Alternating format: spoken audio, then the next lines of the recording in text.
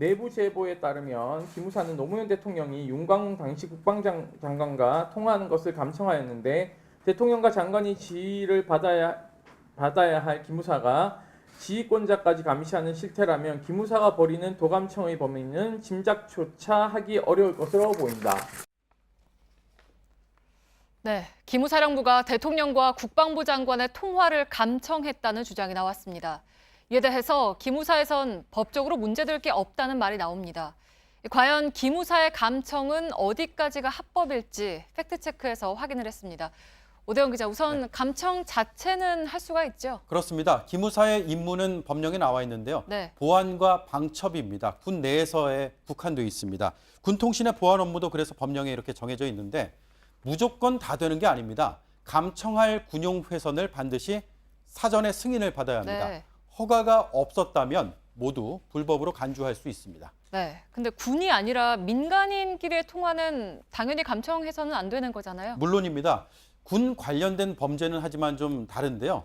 이런 경우가 있습니다. 민간인 사이의 통화를 감청해야 할 경우에 고등법원 수석부장 판사가 발부한 영장이 꼭 있어야 됩니다.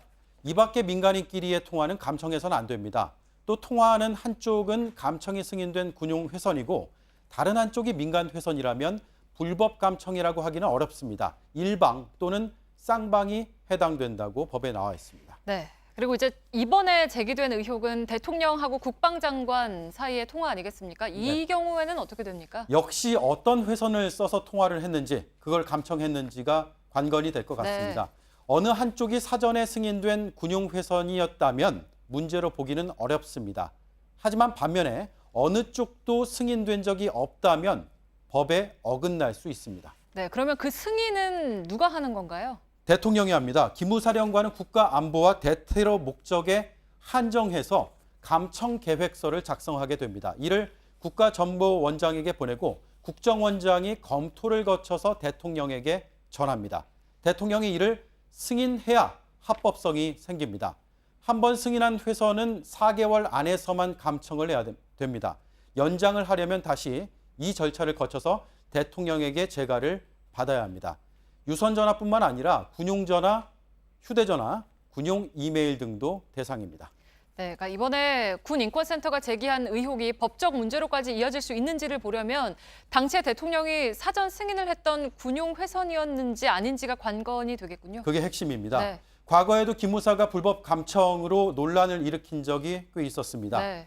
1979년 12.12 사태 때 전두환 씨가 이끌었던 현 기무사, 당시 보안사가 군 통신망 전체를 감청해서 군내의 반대 세력을 무력화시켰습니다. 명백한 불법으로 결론이 났습니다. 1990년 윤석양, 이병의 폭로로 민간인에 대한 광범위한 감청이 이뤄진 사실이 드러났습니다. 역시 불법이었습니다.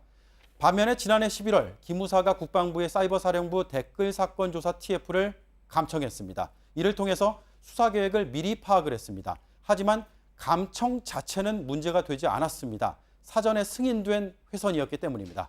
이번 의혹의 열쇠도 어떤 회선을 어떻게 감청한 것인지에 달려 있습니다. 네, 팩트체크 오대영 기자였습니다.